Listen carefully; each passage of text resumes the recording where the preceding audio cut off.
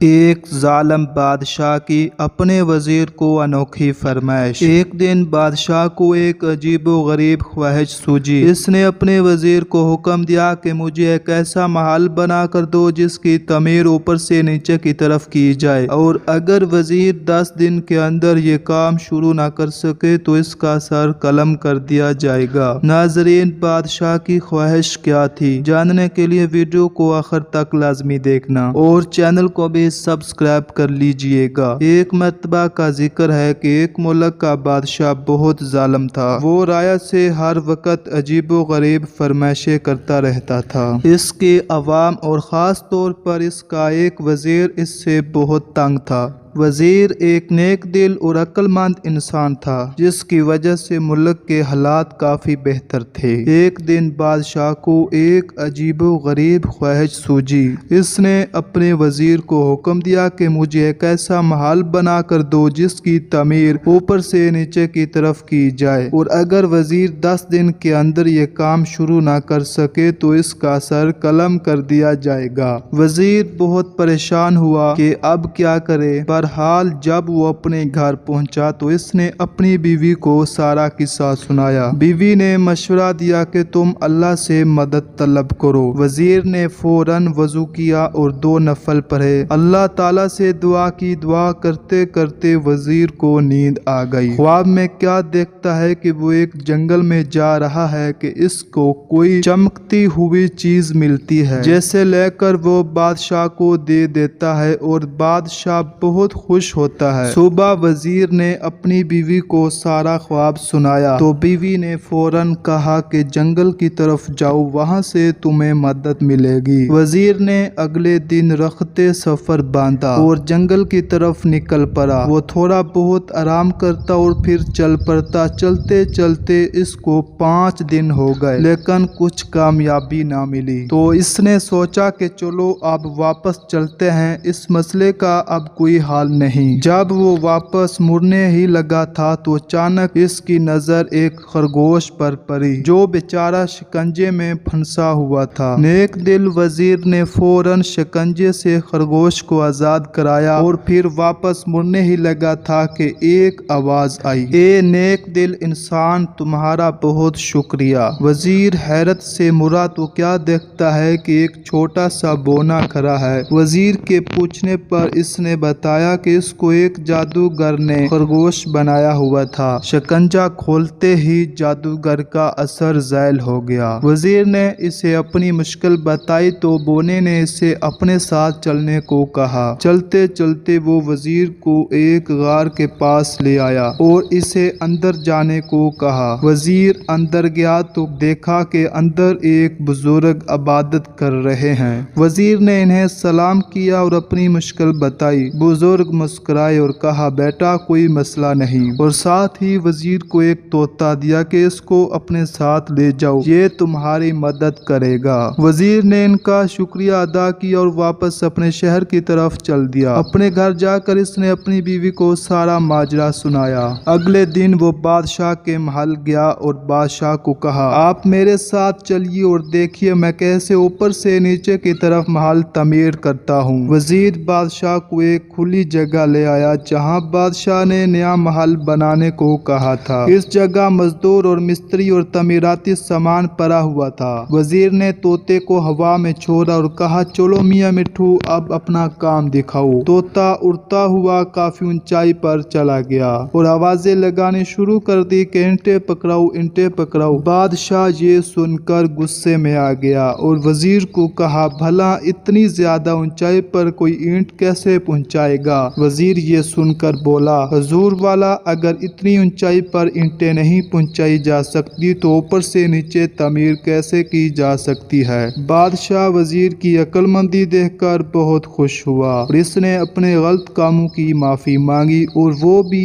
ایک نیک دل اور اچھا انسان بن گیا۔